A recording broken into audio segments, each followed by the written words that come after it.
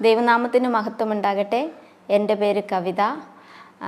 ഇപ്രകാരം Christ blesses ചാനലിലൂടെ എൻ്റെ അനുഭവ സാക്ഷ്യം പറയുവാൻ കർത്താവ് തന്ന വിലയേറിയ ഭാഗ്യത്തിന് ഞാൻ ദൈവത്തിന് നന്ദി പറയുന്നു. ഇപ്രകാരം ഒരവസരം ഒരുക്കിയതായ കർത്തൃദാസൻ അനീഷ് സ്റ്റാൻലി പാസ്റ്ററിന് യേശുക്രിസ്തുവിൻ്റെ നാമത്തിൽ ഞാൻ എൻ്റെ സ്നേഹവന്ദനത്തെയും നന്ദിയെയും അറിയിക്കുന്നു. സെർബ്രൽ പാൾസി എന്ന രോഗബാധിതനായ ഒരു മകനുമായി രക്ഷയുടെ അനുഭവത്തിലേക്ക് കടന്നു വന്ന നാൾ മുതൽ പെന്തക്കോസ്ത് അനുഭവത്തിലൂടെ കർത്താവ് എന്നെ നടത്തിക്കൊണ്ടിരിക്കുന്നതായ അനുഭവ സാക്ഷ്യമാണ് എനിക്കെല്ലാവരോടും പറയുവാനുള്ളത്.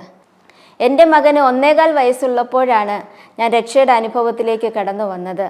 എൻ്റെ മകൻ ജനിച്ചപ്പോൾ സെർബ്രൽ പാൾസി എന്ന രോഗബാധിതനായിട്ടാണ് ജനിച്ചത്.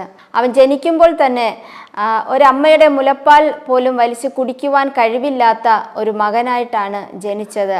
വളരെ കാഴ്ച കുറവായിരുന്നു, ബുദ്ധിയില്ലായിരുന്നു. എൻ്റെ മകന് ഫുഡ് കൊടുക്കുന്നത് ഫുഡ് ലിക്വിഡ് പോലെ ആക്കിയിട്ട് അതെൻ്റെ മകൻ്റെ വായിൽ ഒഴിച്ചു കൊടുക്കുമ്പോൾ ഞാൻ അവനൊരു പിച്ച് കൊടുക്കും. അപ്പോൾ എൻ്റെ മകൻ കരയും. എൻ്റെ മകൻ കരയുമ്പോൾ എങ്ങനെയെങ്കിലും അത് കുടിച്ചിറക്കും. അങ്ങനെ ഒരു അനുഭവത്തിലൂടെയാണ് എൻ്റെ മകന് 4 മാസം മുതൽ 1.25 വയസ്സ് വരെ ഞങ്ങളായിരുന്നത്. ഞങ്ങൾ രക്ഷയുടെ അനുഭവത്തിലേക്ക് കടന്നു വന്ന നാൾ മുതൽ പ്രാർത്ഥിക്കുവാൻ തുടങ്ങി. ബുദ്ധിയില്ലാതിരുന്ന എൻ്റെ മകന് കർത്താവ് ബുദ്ധി നൽകി. ഞങ്ങൾ ലിക്വിഡ് പോലെ ഫുഡ് കൊടുത്തുകൊണ്ടിരുന്ന അവസ്ഥ മാറി. ഞങ്ങൾ കുറുക്ക് രൂപത്തിൽ ഫുഡ് കൊടുക്കുവാൻ തുടങ്ങി. എൻ്റെ മകന് ഒരു ചെരുപ്പിട്ട് കാണുവാൻ ഞങ്ങൾ ആഗ്രഹിച്ചിട്ടുണ്ട്. കാരണം ചെരുപ്പിടുമ്പോൾ അത് ഊരിപ്പോകും. അങ്ങനെ ഒരു അവസ്ഥയിലാണ് എൻ്റെ മകൻ്റെ കാല് ആയിരുന്നത്. 5 വയസ്സുവരെ യൂറിൻ കൺട്രോൾ ഇല്ലായിരുന്നു. ഞാൻ രക്ഷയുടെ അനുഭവത്തിലേക്ക് കടന്നു വന്നത് എങ്ങനെയെന്നാൽ വളരെ തളർന്നും തകർന്നും ഇരുന്നതായ എൻ്റെ അവസ്ഥയിൽ എൻ്റെ മകൻ ഇപ്രകാരം ഒരു രോഗാവസ്ഥ. ഞാൻ വളരെയധികം സ്നേഹിച്ച എൻ്റെ ഭർത്താവ് എന്നെ ഉപേക്ഷിച്ചു. ഈ അവസ്ഥയിൽ ഞാൻ ആയിരുന്നപ്പോൾ ഞങ്ങളുടെ ഭവനത്തിനടുത്തുള്ള ഒരു ആൻറ്റി അവരുടെ സഭയിൽ 21 ദിവസത്തെ ഉപവാസ പ്രാർത്ഥന നടക്കുകയായിരുന്നു. എന്നെ അവിടെ ആ ഉപവാസ പ്രാർത്ഥനയുടെ ലാസ്റ്റ് വീക്കിൽ എന്നെ അവിടെ കൂട്ടിക്കൊണ്ട് പോകുകയും 2-3 ദിവസം ഞാൻ പ്രാർത്ഥനയിൽ പങ്കെടുത്തപ്പോൾ എനിക്ക് മനസ്സിനൊരു ആശ്വാസമുണ്ടായി. എന്നാൽ പിന്നെയും എനിക്ക് പോകണമെന്ന് തോന്നി. പിറ്റേ ദിവസം ഞാൻ കടന്നു ചെന്നപ്പോൾ എല്ലാവരും അന്യഭാഷയിൽ ആരാധിക്കുന്നു. ഇതെന്താണ് ഇവർ പറയുന്നതായ ഈ ഭാഷ? ഇത് എങ്ങനെയാണ് ഇവർ പറയുന്നത്? ഇതുപോലെ പറയുവാൻ എനിക്കും കഴിഞ്ഞിരുന്നു എങ്കിൽ എന്നൊരു ആഗ്രഹം, അത് വാഞ്ചയായി എൻ്റെ ഉള്ളിൽ വരികയും എനിക്ക് വലിയൊരു ദൈവശക്തി ഞാൻ അനുഭവിക്കുകയും അന്യഭാഷയിൽ സംസാരിക്കുവാൻ ഇടയാകുകയും ചെയ്തു. അത് കഴിഞ്ഞതിന് ശേഷം എനിക്കുണ്ടായതായ ആ ആനന്ദം, വളരെ സന്തോഷം, ആനന്ദം, അത് ഈ ലോകത്ത് നമുക്ക് എന്ത് തന്നെ ലഭിച്ചാലും, എന്ത് നിറവോടെ നമ്മൾ ആയിരുന്നാലും നമുക്ക് ലഭിക്കാത്തതായ വലിയൊരു ആനന്ദമാണ് എനിക്ക് അനുഭവിക്കുവാൻ കഴിഞ്ഞത്. അതുതന്നെ എൻ്റെ ജീവിതത്തിലെ വലിയൊരു സാക്ഷ്യമായിരുന്നു. കാരണം എൻ്റെ കുട്ടിക്കാലത്ത് ഞങ്ങളുടെ ഭവനത്തിനടുത്ത് ഒരു ദൈവദാസൻ കടന്നു വന്ന് താമസിക്കുകയും എല്ലാ വർഷവും അവർ കൺവെൻഷൻ ക്രമീകരിക്കുകയും ചെയ്യുമായിരുന്നു. ഈ കർത്തൃദാസൻ മൈക്കിലൂടെ പറയുന്നതായ അന്യഭാഷ ഞാൻ കാണാതെ പഠിക്കുകയും അത് എൻ്റെ ഭവനത്തിൽ എൻ്റെ ബന്ധുക്കൾ വരുമ്പോൾ അവരോടൊക്കെയും പറഞ്ഞ് ഞങ്ങൾ ഈ അന്യഭാഷയെ കളിയാക്കി ചിരിക്കുകയും ചെയ്യുന്ന ഒരനുഭവം ഉണ്ടായിരുന്നു. ഇങ്ങനെ അന്യഭാഷയെ, അഭിഷേകത്തെ കളിയാക്കിയ എന്നെ ആ അന്യഭാഷ അടയാളത്തോടെ തന്നെ കർത്താവ് രക്ഷയുടെ അനുഭവത്തിലേക്ക് കൊണ്ടുവന്നു എന്നുള്ള ഒരു അത്ഭുത സാക്ഷ്യം കർത്താവ് എനിക്ക് തന്നു. ആ നാൾ മുതൽ എൻ്റെ കർത്താവിനോട് കൂടുതൽ അടുക്കുകയും കൂടുതൽ പ്രാർത്ഥിക്കുകയും ചെയ്തതിൻ്റെ ഫലമായി എൻ്റെ കുഞ്ഞിന് ഒരുപാട് മാറ്റങ്ങൾ കടന്നു വരുവാൻ തുടങ്ങി. ബുദ്ധിയില്ലാതിരുന്ന എൻ്റെ മകന് കർത്താവ് ബുദ്ധി നൽകി. ആഹാരം ഞങ്ങൾ ലിക്വിഡ് പോലെ കൊടുത്തുകൊണ്ടിരുന്നതായ എൻ്റെ മകന് ഞങ്ങൾക്കത് കുറുക്ക് രൂപത്തിൽ കൊടുക്കുവാൻ ദൈവം സഹായിച്ചു. എൻ്റെ മകൻ 3 വയസ്സുവരെ അവൻ ഒരക്ഷരമാണ് സംസാരിച്ചു കൊണ്ടിരുന്നത്. അമ്മയ്ക്ക് മാ എന്ന് പറയും, കാക്കയ്ക്ക് കാ എന്ന് പറയും. അങ്ങനെയുള്ള എൻ്റെ മകൻ ചെറുതായി സംസാരിച്ചു തുടങ്ങി. ആ നാളുകളിൽ കർത്തൃദാസൻ സഭയിൽ വചനം ശുശ്രൂഷിച്ചപ്പോൾ ഇപ്രകാരം പറയുകയുണ്ടായി: അമ്മയ്ക്ക് മക്കളുടെ മേൽ അധികാരമുണ്ട്, അമ്മമാർക്ക് മക്കളുടെ തലമേൽ കൈവച്ച് പ്രാർത്ഥിക്കുവാനുള്ള അധികാരമുണ്ട് എന്ന്. അമ്മമാര് മക്കളുടെ തലമേൽ കൈവച്ച് പ്രാർത്ഥിക്കണമെന്ന്. അന്നു മുതൽ ഞാൻ എൻ്റെ ഭവനത്തിൽ കടന്നു വന്ന് രാത്രിയുടെ യാമങ്ങളിൽ എൻ്റെ മകൻ്റെ തലയിൽ കൈവച്ച് പ്രാർത്ഥിക്കുവാൻ തുടങ്ങി. കർത്താവേ, അങ്ങയുടെ ബുദ്ധിയിൽ എൻ്റെ കുഞ്ഞിനെ വളർത്തണം, അങ്ങയുടെ സ്വഭാവത്തിൽ എൻ്റെ കുഞ്ഞിനെ വളർത്തണം. എനിക്ക് ഈ കുഞ്ഞിനെ ബുദ്ധി ഉപദേശിച്ച് വളർത്തുവാനുള്ള പ്രാഗൽഭ്യം ഇല്ലപ്പാ, അങ്ങാൽ ഇവനെ വളർത്തണമേ എന്ന് പറഞ്ഞ്, അങ്ങയുടെ കൃപയാൽ ഇവനെ നിർത്തണമേ എന്നൊക്കെയും പറഞ്ഞ് ഞാൻ പ്രാർത്ഥിക്കുവാൻ ആരംഭിച്ചു. കർത്താവിൻ്റെ കൃപയാൽ എൻ്റെ മകൻ സംസാരിച്ചു തുടങ്ങിയ നാൾ മുതൽ എൻ്റെ കുഞ്ഞിൻ്റെ നാവിൽ നിന്ന് കടന്നു വരുന്ന ഓരോ വാക്കുകളും ഞങ്ങൾക്ക് ആശ്ചര്യമായി തോന്നി. 5 വയസ്സുവരെ യൂറിൻ കൺട്രോൾ ഇല്ലാതിരുന്ന എൻ്റെ മകന് ഞങ്ങളൊരു ബന്ധു വീട്ടിൽ കടന്നു പോയപ്പോൾ അവിടെ വെച്ചൊരു നിന്ദയുടെ അനുഭവം ഉണ്ടാകുകയും പിന്നത്തേതിൽ ഞങ്ങളത് അറിയുകയും ചെയ്തപ്പോൾ ഞാനും എൻ്റെ കർത്തൃദാസിയും ഞങ്ങൾ ഒരുമിച്ച് പ്രാർത്ഥിക്കുന്ന ഒരു അനുഭവം ഞങ്ങൾക്കുണ്ടായിരുന്നു. ഒരാഴ്ചയിൽ കർത്തൃദാസി ഞാനായിരിക്കുന്ന ഭവനത്തിൽ കടന്നു വന്ന് ഞങ്ങൾ സഭാജനങ്ങൾക്ക് വേണ്ടിയിട്ട് ഞങ്ങൾ പ്രാർത്ഥിക്കും. മറ്റൊരാഴ്ചയിൽ കർത്തൃദാസിയുടെ ഭവനത്തിൽ കടന്നുപോയി ഞങ്ങൾ ഞങ്ങളുടെ കൂട്ടുവിശ്വാസികൾക്ക് വേണ്ടി പ്രാർത്ഥിക്കും. ഇങ്ങനൊരു അനുഭവം ഞങ്ങൾക്കുണ്ടായിരുന്നു. ആ ആഴ്ചയിൽ ആ ദിവസം കർത്തൃദാസി ഞങ്ങളുടെ ഭവനത്തിൽ വന്ന് പ്രാർത്ഥിക്കുന്ന ദിവസമായിരുന്നു. എന്നാൽ ഈ നിന്നയുടെ അനുഭവം കർത്തൃദാസിയുമായി ഷെയർ ചെയ്യുകയും ഞങ്ങൾ ഒരുമിച്ചിരുന്ന് കൈകോർത്ത് പിടിച്ചിരുന്ന് പ്രാർത്ഥിക്കുകയും അന്ന് കർത്തൃദാസി എൻ്റെ മകനോട് പറഞ്ഞു, മോനെ ഇന്നു മുതൽ ചൂച്ചു ഒഴിക്കുമ്പോൾ പറയണം കേട്ടോ, ചൂച്ചു എന്ന് പറയണം കേട്ടോ എന്ന് പറഞ്ഞു. കർത്താവിൻ്റെ കൃപയാൽ 5 വയസ്സുവരെ യൂറിൻ കൺട്രോൾ ഇല്ലാതിരുന്ന എൻ്റെ മകന് 5 വയസ്സു മുതൽ കർത്താവ് യൂറിൻ പാസ് ചെയ്യുമ്പോൾ പറയുവാൻ ഒരു കൃപ കർത്താവ് കൊടുത്തു. ആ സമയത്ത് ഞങ്ങളുടെ സഭയിൽ 7 ദിവസത്തെ ഉപവാസ പ്രാർത്ഥന ക്രമീകരിക്കുകയുണ്ടായി. ആ 7 ദിവസത്തെ ഉപവാസ പ്രാർത്ഥനയിൽ ഞാനും 7 ദിവസം പൂർണ്ണമായി ഉപവസിക്കുവാൻ കർത്താവ് കൃപ തന്നു. ആ സമയത്ത് എനിക്ക് യൂട്രസിൽ ക്യാൻസറിൻ്റെതായ ഒരു ആരംഭമുണ്ടായിരുന്നു. അത് ഞങ്ങൾ ഹോസ്പിറ്റലിൽ പോയി കൺഫേം ചെയ്തതല്ല. എൻ്റെ മകനെ ചികിത്സിക്കാൻ വന്നതായ വൈദ്യൻ എൻ്റെ ശാരീരിക ബുദ്ധിമുട്ടിൽ ചില അടയാളങ്ങളൊക്കെ ചോദിച്ചു. അങ്ങനെ ഞാൻ അത് പറഞ്ഞു കൊടുത്തപ്പോൾ വൈദ്യം പറഞ്ഞു, ഇത് യൂട്രസിൽ ക്യാൻസറിൻ്റെ ആരംഭമാണ്, സാരമില്ല അങ്കിൾ, ഒരു ലേഹ്യം തരാം, അത് കഴിക്കുമ്പോൾ മാറുമെന്ന് പറഞ്ഞു.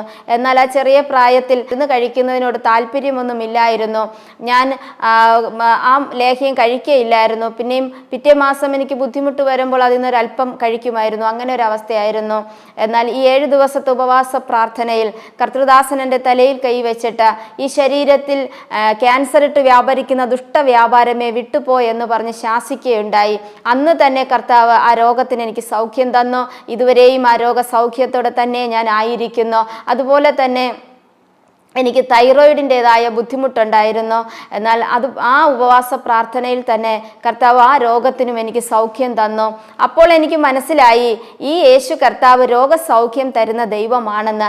അന്നു മുതൽ എൻ്റെ കുഞ്ഞിന് വേണ്ടി ഞാൻ കൂടുതൽ പ്രാർത്ഥിക്കുവാൻ തുടങ്ങി. 4.5 വയസ്സുവരെ ഞങ്ങൾ കുറുക്ക് പോലെ ഭക്ഷണം കൊടുത്തുകൊണ്ടിരുന്ന എൻ്റെ കുഞ്ഞിന് 4.5 വയസ്സ് മുതൽ അവന് സാധാരണ എല്ലാ വ്യക്തികളും കഴിക്കുന്നത് പോലെ അവൻ ആഹാരം കഴിച്ചു തുടങ്ങി.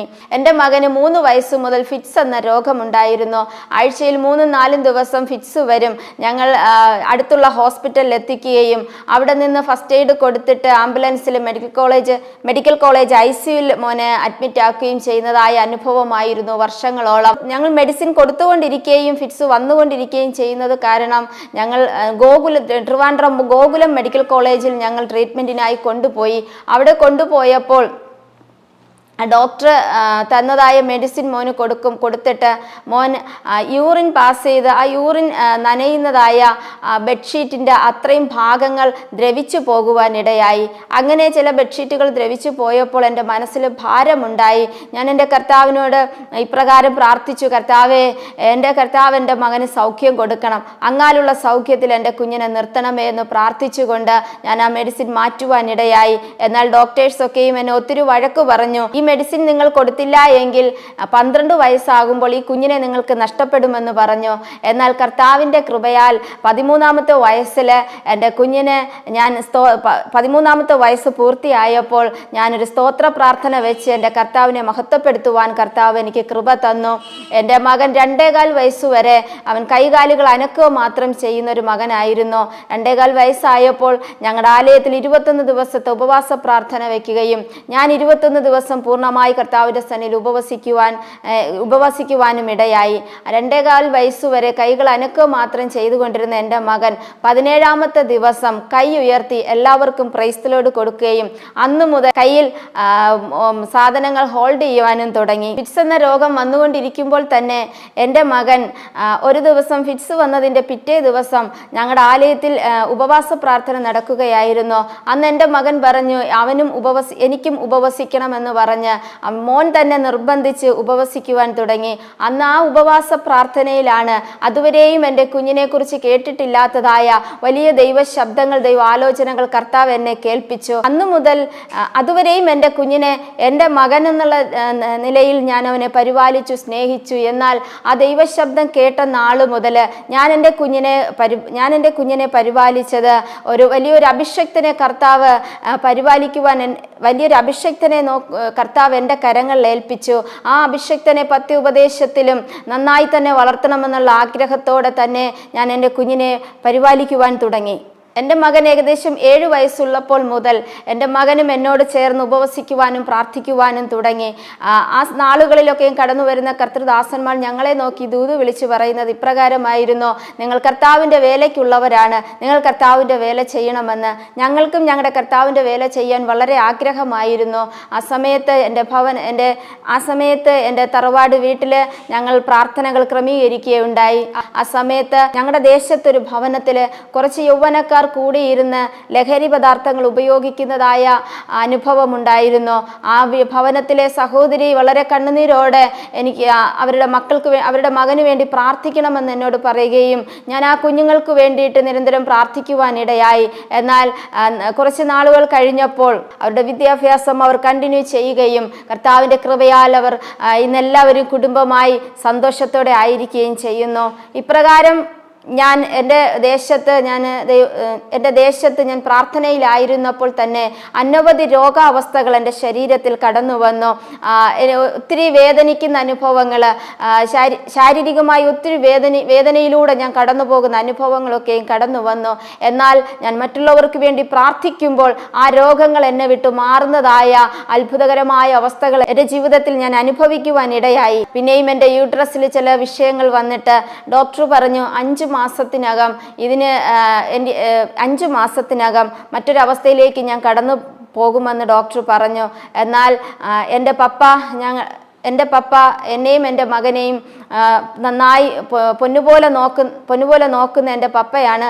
എൻ്റെ പപ്പയെ ഹോസ്പിറ്റലിൽ നടത്തിച്ച് ബുദ്ധിമുട്ടിക്കണമല്ലോ എന്നുള്ള സങ്കടത്തിൽ ഞാൻ 7 ദിവസം ഉച്ചവരെ ഞാൻ ഉപവസിക്കുവാനിടയായി. ഞാൻ വലിയ ഉപവാസമൊന്നുമല്ല ഞാൻ ചെയ്തത്. എന്നാൽ ആശ്രയിക്കുന്നവരോട് കൂടെ ചേർന്നിരിക്കുന്ന ഒരു കർത്താവാണ് എൻ്റെ ദൈവമെന്ന് പിന്നെയും കർത്താവ് എനിക്കൊരു സാക്ഷ്യം തന്നു. ആ 7 ദിവസം ഞാൻ ഉപവസിച്ചപ്പോൾ തന്നെ ആ ഡോക്ടർ പറഞ്ഞതായ ആ യൂട്രസിൻ്റെതായ പ്രശ്നം പൂർണ്ണമായി കർത്താവ് എനിക്ക് മാറ്റി തന്നു. അവിടെ നിന്ന് ഞങ്ങൾക്ക് മാറേണ്ടതായ ഒരു സാഹചര്യം ഉണ്ടായി. ആ സമയത്ത് സാമ്പത്തികമായി വളരെ ബുദ്ധിമുട്ടായതിനാൽ ഞാൻ ഏറ്റവും കുറഞ്ഞൊരു 3000 രൂപയ്ക്ക് ഒരു വീട് കിട്ടുമോ എന്ന് ഞാനിങ്ങനെ ഒത്തിരി അന്വേഷിച്ചു. എന്നാൽ അന്വേഷിച്ചപ്പോഴൊന്നും ആ ഒരു എമൗണ്ടിന് കിട്ടുന്ന വീട്ടിൽ പോകാനുള്ള വഴി സൗകര്യമൊക്കെ കുറവായിരുന്നു. എനിക്ക് ഇപ്രകാരമുള്ള ഒരു കിടപ്പ് രോഗിയായ ഒരു മകനായതുകൊണ്ട് എനിക്ക് ഒരു ഓട്ടോ എങ്കിലും വീടിനടുത്ത് പോകുന്ന ഒരു വീട് മാത്രമേ എടുക്കുവാൻ കഴിയുള്ളായിരുന്നു. അങ്ങനെ ഒരു വീട് പോയി നോക്കി, 6000 രൂപ വാടക. എന്നാൽ ആ ഭവനത്തിനകത്ത് ഞാൻ കയറിയപ്പോൾ വലിയൊരു ഹാൾ കണ്ടു. എനിക്ക് വളരെ സന്തോഷം തോന്നി. എനിക്കിവിടെ പ്രാർത്ഥനകൾ ക്രമീകരിക്കാൻ കഴിയുമല്ലോ എന്ന് പറഞ്ഞ് പക്ഷേ 6000 രൂപ വാടക അത് കൊടുക്കുവാനുള്ള ഒരു സാഹചര്യം എനിക്കില്ല. അപ്പോൾ പെട്ടെന്ന് എനിക്ക് മുൻകാലത്തിൽ കർത്താവ് ചെയ്ത വലിയൊരു ഉപകാരം എനിക്ക് ഓർമ്മ വന്നു. ഞാൻ 600 രൂപ എൻ്റെ പേഴ്സിൽ കർത്താവ് നേരിട്ട് എനിക്ക് വെച്ച് തന്നതായ ഒരു അനുഭവം എൻ്റെ ജീവിതത്തിലുണ്ട്. ഞാൻ എൻ്റെ തറവാട്ടിൽ ഞാൻ എൻ്റെ ഭവനത്തിൽ പ്രെയർ കഴിയുമ്പോൾ ഞാൻ ഒരു ചായയും സ്നാക്സും കൊടുക്കുന്നതായ ഒരു അനുഭവം ഉണ്ടായിരുന്നു. എന്നാൽ ഒരാഴ്ചയിൽ അതിനുള്ള സാമ്പത്തികം എൻ്റെ കയ്യിൽ ഇല്ലായിരുന്നു. ആ സമയത്ത് ഞാൻ വളരെ ഭാരപ്പെട്ടു. എന്നാൽ നന്നായിട്ട് ഞാൻ നോക്കിയ പേഴ്സാണ്. എന്നാൽ കർത്താവ് പിന്നെയും പറഞ്ഞു ഒന്നുകൂടെ നോക്കാൻ. ഞാൻ ആ തോന്നൽ വന്നപ്പോൾ ഞാൻ പിന്നെയും ആ പേഴ്സ് എടുത്ത് വെച്ച് നോക്കിയപ്പോൾ 600 നോട്ട് കർത്താവ് കൊടുത്താൽ ഏറ്റവും നല്ലതേ കൊടുക്കുകയുള്ളൂ എന്നുള്ളൊരു സാക്ഷ്യവും കർത്താവ് എനിക്ക് തന്നു. കാരണം ആ 600 നോട്ട് നല്ല തിളങ്ങുന്ന പുതിയതായ നോട്ടുകളായിരുന്നു. അപ്പോൾ ഈ അനുഭവം എനിക്ക് ഓർമ്മ വന്നു. ഞാൻ അവിടെ ആ മുറ്റത്ത് നിന്നിട്ട് ഞാൻ പ്രാർത്ഥിച്ചു. കർത്താവെ 600 രൂപ നേരിട്ട് എൻ്റെ പേഴ്സിൽ എനിക്ക് എൻ്റെ പേഴ്സിൽ വെച്ച് തന്ന എൻ്റെ കർത്താവ് 6000 രൂപയ്ക്ക് വിശ്വസ്തനെന്ന് ഞാൻ അറിയുന്നപ്പാ എന്ന് പറഞ്ഞ് പ്രാർത്ഥനയോടെ ആ ഭവനത്തിൽ അഡ്വാൻസ് കൊടുക്കുകയും ആ ഭവനത്തിൽ കയറി താമസിക്കുകയും ചെയ്തു. എന്നാൽ ആ ഭവനത്തിൽ ഞാൻ ആ ഭവനത്തിൽ താമസിക്കുവാൻ ആരംഭിച്ചു. അപ്പോൾ ആ ഭവനത്തിൽ താമസിക്കുവാൻ ആരംഭിച്ചപ്പോൾ തന്നെ കർത്താവ് ഇപ്രകാരം സംസാരിച്ചു. എലിയാവിന് കെരീത്തിൽ കാക്കയുടെ വരവ് നിന്നപ്പോൾ സാരഭാത്തിലെ വിധവയുടെ അടുക്കൽ വഴി തുറന്നതുപോലെയുള്ള അനുഭവത്തിലൂടെ നിന്നെ ഇവിടെ നടത്തുമെന്ന്. അതേ അനുഭവത്തിലൂടെ തന്നെ സ്വർഗത്തിലെ ദൈവം ആ ഭവനത്തിൽ എന്നെ നടത്തി. ആ ഭവനത്തിലായിരുന്നപ്പോൾ അനേകം കുഞ്ഞുങ്ങളോട് രക്ഷയുടെ അനുഭവത്തെക്കുറിച്ച് പറയുവാനും ബൈബിൾ അയച്ചു കൊടുക്കുവാനും കൗൺസിലിംഗ് ചെയ്യുവാനും ഒക്കെയും ഒരു ഭാഗ്യം കർത്താവ് എനിക്ക് തന്നു. ഭവനത്തിനടുത്തുള്ള ചിലരോട് രക്ഷയുടെ അനുഭവത്തെക്കുറിച്ച് പറയുവാനും അവർക്കൊക്കെയും ആത്മീയ വർധനവ് വരുത്തുവാനും ഒക്കെയും കർത്താവ് എന്നെ ഉപയോഗിച്ചു. ഞാൻ ആരെയും ഞാൻ ഉപദേശിക്കാറില്ല. കർത്താവ് എന്നെ പഠിപ്പിച്ചതായ കാര്യങ്ങൾ ഞാൻ പലരുമായും ഷെയർ ചെയ്യും. അവരോടത് പറയുമ്പോൾ ഞങ്ങൾക്കും അങ്ങനെ ആയിത്തീരണമെന്ന് പറഞ്ഞ് അവരവരുടെ ജീവിതത്തിൽ അങ്ങനെ ആയിത്തീരുവാൻ ശ്രമിക്കുമ്പോൾ കർത്താവ് അവരുടെ വ്യക്തിപരമായ ജീവിതത്തിൽ ഓരോ മാറ്റങ്ങൾ വരുന്നതിനായി കർത്താവ് സഹായിക്കും. എൻ്റെ കർത്താവ് ആദ്യമായി എന്നെ പഠിപ്പിച്ചത് സ്നേഹത്തെക്കുറിച്ചാണ്. 1 കൊരിന്ത്യർക്ക് എഴുതിയ ലേഖനം 13-ാം അധ്യായം അതിൻ്റെ 4 മുതൽ 7 വരെയുള്ള വചനങ്ങൾ കർത്താവ് എന്നോട് സംസാരിച്ചു. നീ എല്ലാവരെയും സ്നേഹിക്കണം, എല്ലാവരോടും ദീർഘമായി ക്ഷമിക്കണം, എല്ലാവരോടും ദയ കാണിക്കണം എന്നൊക്കെയും കർത്താവ് എന്നോട് സംസാരിച്ചു. അന്നു മുതൽ ഞാൻ എല്ലാവരോടും ക്ഷമിക്കുവാനും എല്ലാവരെയും സ്നേഹിക്കുവാനും തുടങ്ങി. അത് കഴിഞ്ഞ് കർത്താവ് എന്നോട് സംസാരിച്ചു, ശാന്തന്മാർക്ക് മാത്രമല്ല മൂർഖന്മാർക്കും കൂടെ കീഴടങ്ങിയിരിക്കണമെന്ന്. ഒരുവൻ തൻ്റെ ദൈവത്തെക്കുറിച്ചുള്ള മനോബോധത്താൽ കഷ്ടവും ദുഃഖവും സഹിച്ചാൽ അത് പ്രസാദമെന്ന് കർത്താവ് എന്നോട് സംസാരിച്ചു. അന്നു മുതൽ എന്തൊക്കെ ഉപദ്രവങ്ങൾ എൻ്റെ ജീവിതത്തിൽ കടന്നു വന്നാലും അതൊന്നും കണ്ടില്ല എന്നും അതൊന്നും അറിയുന്നില്ല എന്നുമുള്ളൊരു ഭാവത്തിൽ തന്നെ ആയിരിക്കാൻ സ്വർഗത്തിലെ ദൈവം എന്നെ സഹായിച്ചു. എന്തൊക്കെ ഉപദ്രവങ്ങൾ എൻ്റെ ജീവിതത്തിൽ കടന്നു വന്നാലും ഒരു ഭിത്തിയിലേക്ക് ഒരു ബോൾ എടുത്തെറിയുന്നത് പോലെ എന്നിലത് ഏൽക്കാതെ വണ്ണം അത് മടങ്ങിപ്പോകുന്നതായ അനുഭവങ്ങളും സ്വർഗത്തിലെ ദൈവം എനിക്ക് തന്നു. ഇനിയും കർത്താവ് എന്നെ പഠിപ്പിച്ചു, നീ ശത്രുവിനെ സ്നേഹിക്കണമെന്നും നിന്നെ ഉപദ്രവിക്കുന്നവർക്ക് വേണ്ടി നീ പ്രാർത്ഥിക്കണമെന്നും. മത്തായി എഴുതിയ സുവിശേഷം 5-ാം അധ്യായം അതിൻ്റെ 44-ാമത്തെ വചനത്തിലൂടെ എന്നോട് സംസാരിച്ചു. എന്നാൽ ഞാൻ അതുവരെയും ചിന്തിച്ചിരുന്നത് ഞാൻ ശത്രുവിനെ സ്നേഹിക്കുന്നവളാണ്, എന്നോട് ആരെന്ത് ചെയ്താലും എന്ത് പറഞ്ഞാലും ഞാൻ ആരോടും പ്രതികരിക്കുന്നില്ല, ഞാൻ ആരോടും ചോദിക്കുന്നില്ല, അപ്പോൾ ഞാൻ ശത്രുവിനെ സ്നേഹിക്കുന്നവളാണെന്ന്. എന്നാൽ കർത്താവ് പറഞ്ഞു, നീ നിന്നെ ഉപദ്രവിക്കുന്നവർക്ക് വേണ്ടി പ്രാർത്ഥിക്കണമെന്ന്. എന്നാൽ ഞാൻ ഉപദ്രവിക്കുന്നവർക്ക് വേണ്ടി പ്രാർത്ഥിക്കുവാൻ തുടങ്ങിയപ്പോൾ എനിക്ക് പ്രാർത്ഥിക്കാൻ കഴിയുന്നില്ല. അപ്പോൾ എനിക്ക് മനസ്സിലായി, എൻ്റെ മനസ്സിൽ വരുന്ന ചിന്ത, ഞാൻ പ്രാർത്ഥിക്കുമ്പോൾ അവർക്ക് ഒരു നന്മ വരും, അങ്ങനെ വേണ്ട എന്നൊരു ചിന്ത എൻ്റെ മനസ്സിൽ വന്നു. അപ്പോൾ എനിക്ക് മനസ്സിലായി, ഞാൻ എൻ്റെ ശത്രുവിനെ സ്നേഹിക്കുന്നൊരു മാനസിക അവസ്ഥയിൽ അല്ല എന്നെനിക്ക് മനസ്സിലായി. അന്നു മുതൽ എൻ്റെ കർത്താവിനോട് ഞാൻ പ്രാർത്ഥിച്ചു തുടങ്ങി, കർത്താവെ എന്നെ ഉപദ്രവിക്കുന്നവർക്ക് വേണ്ടി പ്രാർത്ഥിക്കുവാൻ സ്വർഗം ഒരു കൃപ എനിക്ക് തരണമേ എന്ന് പ്രാർത്ഥിച്ചു. എൻ്റെ സ്വർഗത്തിലെ ദൈവം എനിക്ക് എൻ്റെ ശത്രുവിനെ സ്നേഹിക്കുവാനും എന്നെ ഉപദ്രവിക്കുന്നവർക്ക് വേണ്ടി പ്രാർത്ഥിക്കുവാനും സ്വർഗത്തിൽ ദൈവം ഒരു കൃപ എനിക്ക് തന്നു. എന്നെ ഉപദ്രവിക്കുന്നവർക്ക് വേണ്ടിയൊക്കെയും നല്ല മനസ്സോടെ നല്ല മനസ്സാക്ഷിയോടെ പ്രാർത്ഥിക്കുവാൻ സ്വർഗത്തിലെ ദൈവം എനിക്ക് കൃപ തന്നുകൊണ്ടിരിക്കുന്നു. കാരണം കർത്താവിൻ്റെ 48-ാമത്തെ വചനത്തിൽ പറയുന്നു, നമ്മുടെ കർത്താവ് സൽഗുണപൂർണനാകയാൽ നമ്മളും പൂർണ്ണരായിരിക്കണമെന്നാണ് കർത്താവ് ആഗ്രഹിക്കുന്നത്. ആ വചനപ്രകാരം തന്നെ ആയിരിക്കാൻ പിന്നെയും കർത്താവ് എന്നെ സഹായിച്ചു കൊണ്ടിരിക്കുന്നു. കർത്താവ് പഠിപ്പിച്ച ഓരോ കാര്യങ്ങളും ഞാൻ അനുസരിക്കുവാൻ തുടങ്ങിയപ്പോൾ കർത്താവ് എൻ്റെ നാവിനെ ഒരു അഭിഷേകത്താൽ നിറയ്ക്കുവാൻ ഇടയായി. അനേകം എന്നോട് സംസാരിക്കുന്നതായ സഹോദരങ്ങളുടെ ഹൃദയത്തിനൊരു ആശ്വാസം പകരുവാനും ആത്മീയ വർധനവ് ഉണ്ടാകുവാനൊക്കെയും കർത്താവ് എന്നെ ഉപയോഗിച്ചു തുടങ്ങി.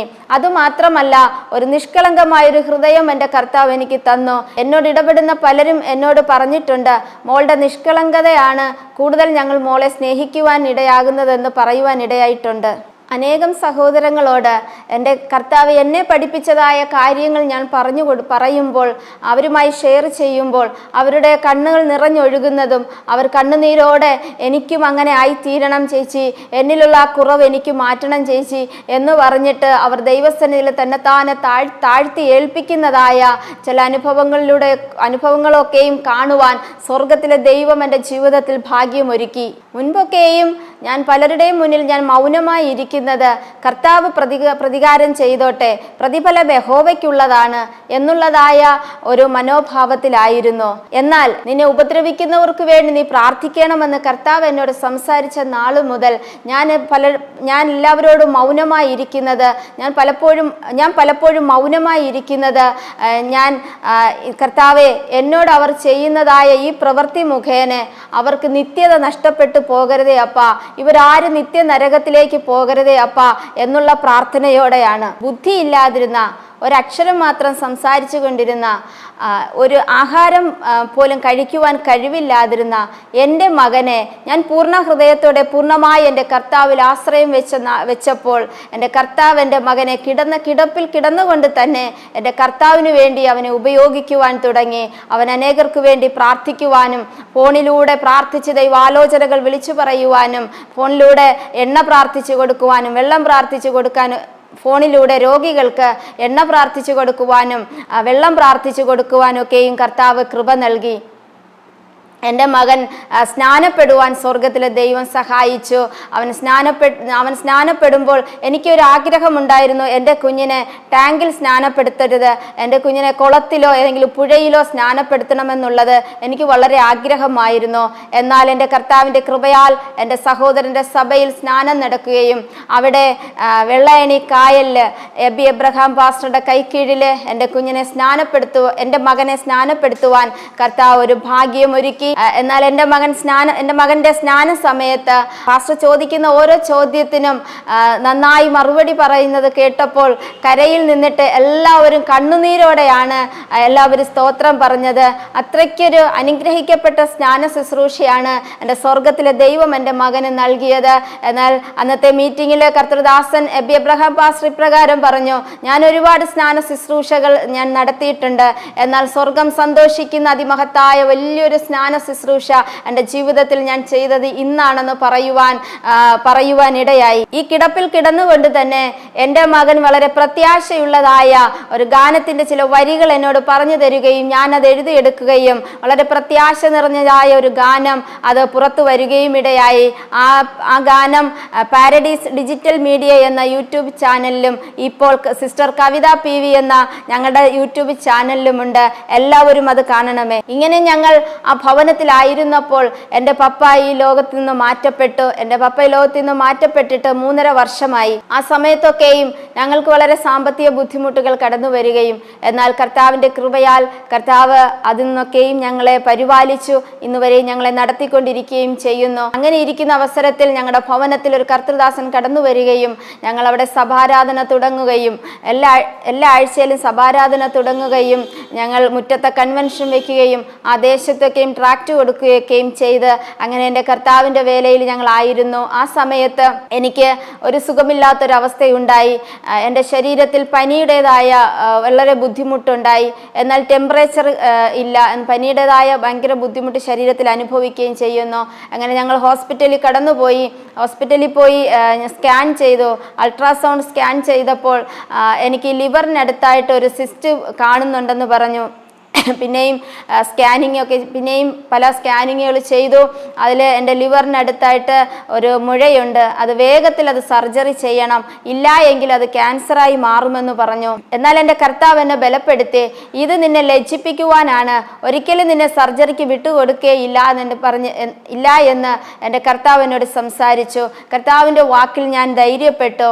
എന്നെ കഴിഞ്ഞ വർഷം 2024 ഓഗസ്റ്റ് മാസം 20-ാം തീയതി സർജറിയൊക്കെ ഫിക്സ് ചെയ്തു. എന്നെ ഹോസ്പിറ്റലിൽ അഡ്മിറ്റ് ആക്കി. 18-ാം തീയതി എനിക്കൊരു ചുമ വരികയും അവിടെയും ശത്രു എന്നെ തകർക്കുവാൻ നോക്കി. ഹൗസ് സർജൻ ചെയ്യുന്നതായ ഡോക്ടേഴ്സ് പറഞ്ഞു, ചുമയുള്ള കാര്യം ഡോക്ടറോട് പറയരുതെന്ന് പറഞ്ഞു. എന്നാൽ റൗണ്ട്സിന് ഡോക്ടർ കടന്നു വന്നപ്പോൾ ഞാൻ ചുമയ്ക്കുകയും എൻ്റെ ചുമ കണ്ടിട്ട് എന്നെ അവിടെ നിന്ന് ഡിസ്ചാർജ് ചെയ്യുകയും ചെയ്തു. അവിടെ നിന്ന് എൻ്റെ ഭവനത്തിൽ ഞാൻ കടന്നു വന്നു.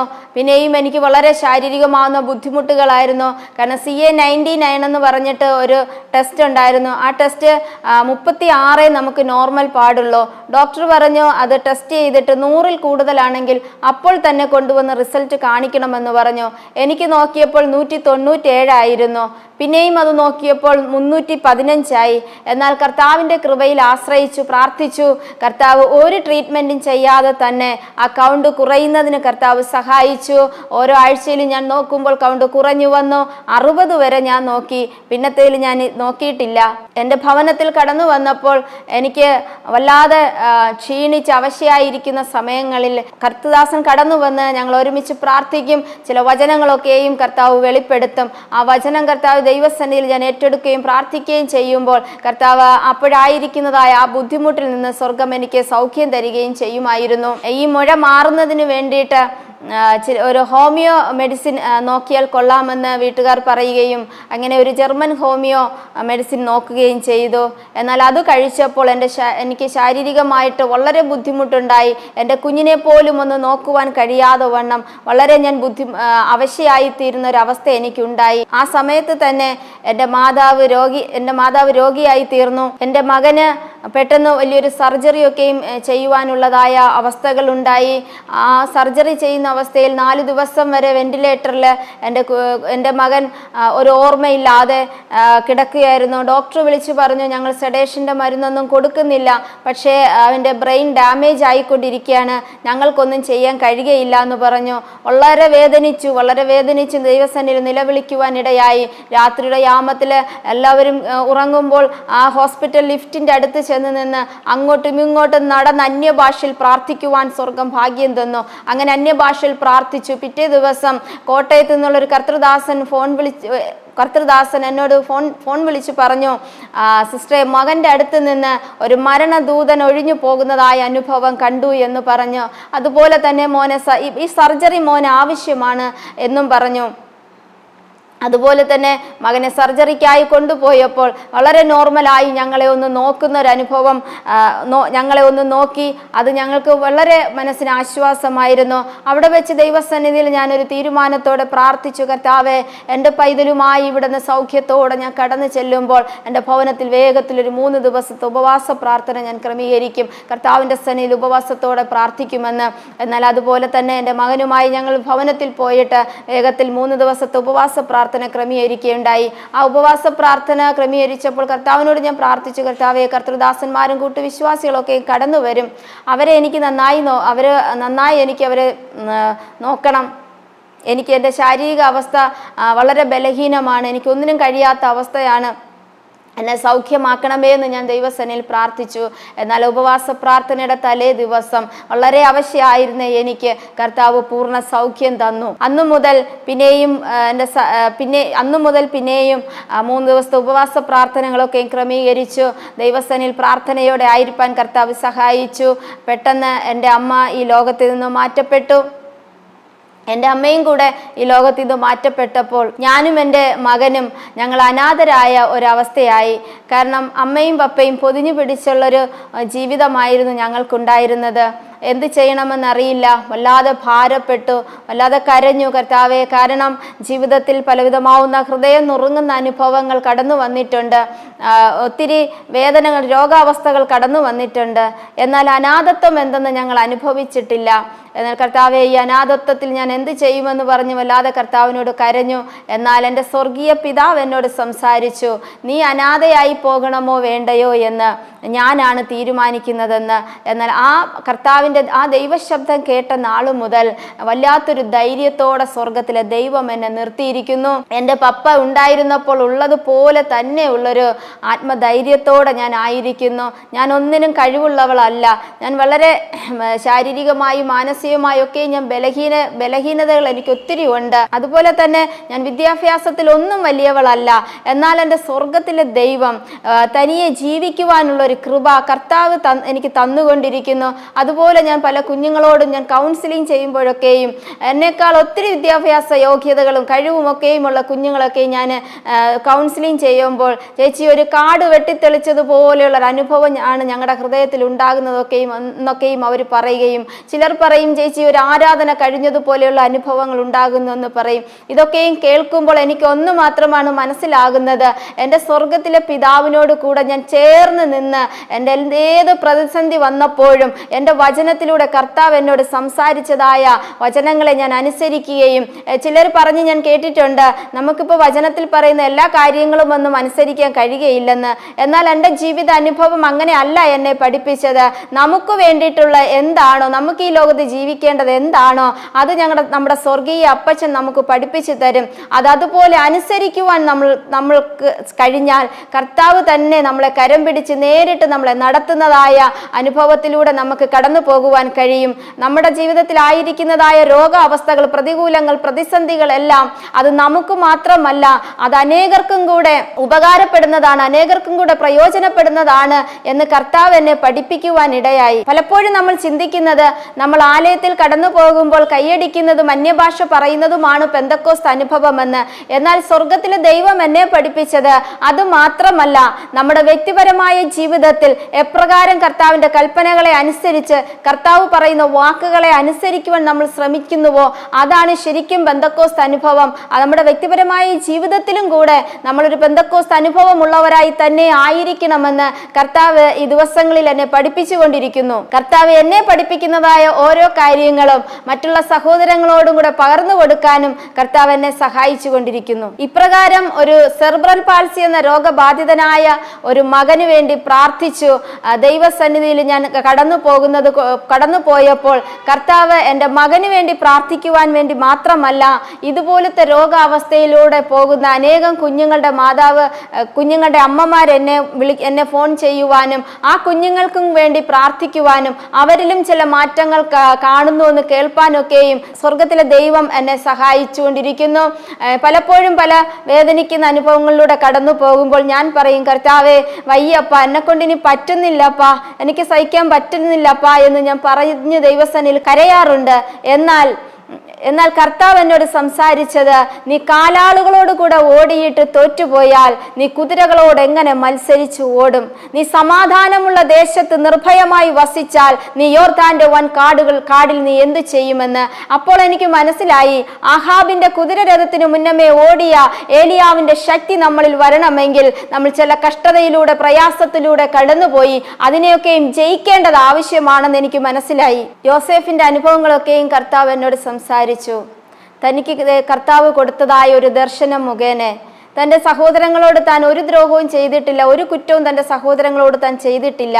എന്നാൽ തനിക്ക് കർത്താവ് കൊടുത്തതായ ദർശനം മുഖേന അവർക്ക് അസൂയ ഉണ്ടായിട്ട് യോസേഫിനെ പൊട്ടക്കിണറ്റിൽ വലിച്ചെറിഞ്ഞതായ അനുഭവം, അവിടെ നിന്ന് അടിമച്ചന്തയിൽ വിറ്റതായ അനുഭവം, അവിടെ നിന്ന് പോത്തിഫറിന്റെ ഭവനത്തിൽ അപമാനിക്കപ്പെട്ടതായ, അപവാദം കേട്ടതായ അനുഭവം, എന്നാൽ അവിടെ നിന്ന് പിന്നെയും ഈ ദർശനമുള്ളവനെ കാരാഗൃഹത്തിൽ അടയ്ക്കുന്നതായ അനുഭവം, ഈ അനുഭവത്തിലൂടെയൊക്കെ യോസേഫ് കടന്നുപോയപ്പോഴും യോസേഫിനോട് കൂടെ ഉണ്ടായിരുന്നതായ ആ വലിയ കരം അത് മറ്റുള്ളവർ കണ്ടില്ല എങ്കിലും, ലോകം അതിനെ കണ്ടില്ല എങ്കിലും, ലോകം അന്ന് കണ്ടത് യോസേഫിൻ്റെതായ ആ ദുരവസ്ഥകളാണ് കണ്ടത്. അതായത് ദർശനമുള്ളവൻ്റെതായ ദുരവസ്ഥകളാണ് ലോകം കണ്ടത്. എന്നാൽ ഉൽപ്പത്തി പുസ്തകത്തിൽ യോസേഫ് തൻ്റെ സഹോദരങ്ങളോട് പറയുന്നതായ ഒരു വചനമുണ്ട്, നിങ്ങൾ എനിക്ക് പ്രാണഹാനി വരുത്തുവാൻ ഇതൊക്കെയും ചെയ്തു, എന്നാൽ ഇന്നുള്ളതുപോലെ അനേകർക്ക് രക്ഷയ്ക്കായി കർത്താവ് ആക്കി തീർത്തോ.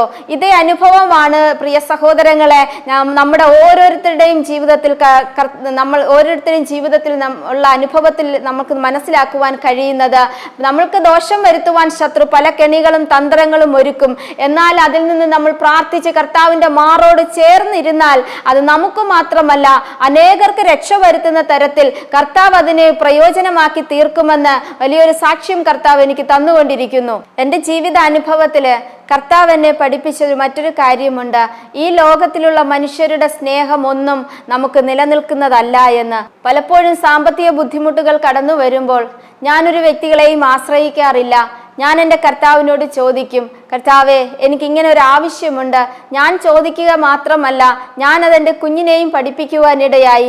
എൻ്റെ മോനും അതുപോലെയാണ്. അവൻ എന്ത് ആവശ്യമുണ്ടെങ്കിലും അവൻ എൻ്റെ കർത്താവിനോട് ചോദിക്കുകയും അവൻ ഇടവിടാതെ എൻ്റെ സ്വർഗത്തിലെ ദൈവത്തോട് ചോദിക്കുകയും കർത്താവ് അതൊക്കെയും അവന് കൊടുക്കുകയും ചെയ്യുന്നതായ വലിയ സന്തോഷമുള്ള അനുഭവമാണ് ഞങ്ങളുടെ ജീവിതത്തിലുള്ളത്. അതുപോലെ ഞാനും എൻ്റെ ആവശ്യങ്ങൾ എൻ്റെ കർത്താവിനോട് ചോദിക്കുമ്പോൾ തക്ക സമയത്ത് കർത്താവ് എനിക്കതൊക്കെയും ഒരുക്കി തരുന്നതായ ആ അനുഭവം എൻ്റെ ജീവിതത്തിലുമുണ്ട്. കാരണം എനിക്കൊന്നറിയാം, അബ്രഹാമിനെ ആശ്രയിച്ചാൽ അബ്രഹാം കൊടുത്താൽ ഒരു തുരുത്തി വെള്ളം മാത്രമേ കൊടുക്കുകയുള്ളൂ. എന്നാൽ കർത്താവ് തുറന്നാൽ അത് നമുക്ക് മാത്രമല്ല, അനേകർക്ക് കോരി കൊടുക്കുന്ന തരത്തിൽ തന്നെ കർത്താവ് നമുക്ക് തരും. ആ അനുഭവത്തിലൂടെ തന്നെയാണ് സ്വർഗത്തിലെ ദൈവം ഈ നാളുകളിൽ എന്നെ നടത്തിക്കൊണ്ടു പോകുന്നത്. നമ്മൾ എന്താഗ്രഹിക്കുന്നുവോ, നമ്മൾ ആഗ്രഹിക്കുന്നതിനേക്കാൾ അപ്പുറമായി എന്താണ് മികച്ചത് നമ്മൾക്ക് വേണ്ടത്, ആ മികച്ചതായിട്ടുള്ള രീതിയിൽ തന്നെ നമ്മൾ ആഗ്രഹിക്കുന്നതിനേക്കാൾ അപ്പുറമായി സ്വർഗത്തിലെ ദൈവം നമുക്ക് നൽകുക തന്നെ ചെയ്യും. ഈ ലോക സ്നേഹത്തെ ചപ്പെന്നും ചവറെന്നും എണ്ണുവാൻ കർത്താവ് നമുക്ക് കൃപ തരും. ഏത് തെറ്റിലൂടെ ഏത് പോരായ്മയിലൂടെ പോകുന്ന വ്യക്തികളെയും വാസ്തവമായി സ്നേഹിക്കുവാനും ദൈവസ്നേഹത്തിലേക്ക് അടുപ്പിക്കുവാനും സ്വർഗത്തിൽ ദൈവം നമ്മളെ സഹായിക്കും. ഈ അനാഥത്വത്തിൻ്റെ അവസ്ഥയിലാണെങ്കിലും ഒരു വാടക ഭവനമാണെങ്കിലും ഞങ്ങളുടെ കർത്താവിനെ സ്തുതിക്കുവാനും കർത്താവിനോട് പ്രാർത്ഥിക്കുവാനും ഞങ്ങൾ ഒത്തിരി സമയം ഞങ്ങൾ കണ്ടെത്തുന്നുണ്ട്. പലരും എന്നോട് ചോദിക്കും, എങ്ങനെയാണ് വാടക കൊടുക്കുന്നത്, എങ്ങനെയാണ് ചിലവൊക്കെ നടക്കുന്നത്? പക്ഷേ എനിക്ക് തന്നെ അത്ഭുതമാണ് ഞങ്ങൾ ഓരോ ദിവസവും എങ്ങനെയാണ് ഞങ്ങൾ കഴിഞ്ഞു പോകുന്നതെന്ന്. അതുപോലെ അത്ഭുതത്തോടെ അതിശയത്തോടെയുമാണ് എൻ്റെ സ്വർഗത്തിലെ ദൈവം എന്നെ പരിപാലിക്കുന്നത്. ഞങ്ങൾ ഈ ഭവനത്തിൽ എല്ലാ ആഴ്ചയിലും കർത്തൃദാസനും കുടുംബവും ഞങ്ങൾ കൂട്ടുവിശ്വാസികളും ചേർന്ന് ഞങ്ങൾ ഉപവസിക്കുകയും പ്രാർത്ഥിക്കുകയും ചെയ്തുകൊണ്ടിരിക്കുന്നു. ഇനിയും അധികം ബലത്തോടെ ശക്തിയോടെ ദൈവകൃപയോടെ കർത്താവിൻ്റെ മാറോട് ചേർന്നിരുന്ന് ഞങ്ങൾ കർത്താവിൻ്റെ വേല ചെയ്യുന്നതിന് വേണ്ടി എല്ലാവരും ഞങ്ങൾക്ക് വേണ്ടി പ്രാർത്ഥിക്കണമേ. എന്തെങ്കിലും പ്രത്യേകമായ പ്രാർത്ഥനാ വിഷയങ്ങൾ, വേദനിക്കുന്ന അനുഭവങ്ങൾ ഉണ്ടെങ്കിൽ ഈ സ്ക്രീനിൽ കാണുന്നതായ നമ്പറിൽ ഞങ്ങളുമായി നിങ്ങൾക്ക് ബന്ധപ്പെടാം. ഞങ്ങൾ നിങ്ങൾക്ക് വേണ്ടി പ്രാർത്ഥിക്കുന്നതായിരിക്കും. ഇത്രത്തോളം സമയം എൻ്റെ കർത്താവ് എൻ്റെ ജീവിതത്തിൽ ചെയ്തതായ വിലയേറിയ നന്മകളെയും അത്ഭുതങ്ങളെയും പ്രസ്താവിക്കുവാൻ എൻ്റെ കർത്താവ് തന്ന വിലയേറിയ ഭാഗ്യത്തിന് ഞാൻ ദൈവത്തിന് നന്ദി പറയുന്നു. ഒരിക്കൽ കൂടെ ഇപ്രകാരം ഒരു അവസരം ഒരുക്കിയ കർത്തൃദാസന് ഞങ്ങൾ എൻ്റെ നന്ദി അറിയിക്കുന്നു. എല്ലാവരും ഞങ്ങൾക്ക് വേണ്ടി പ്രാർത്ഥിക്കണമെന്ന് അപേക്ഷിക്കുന്നു. ആമേൻ.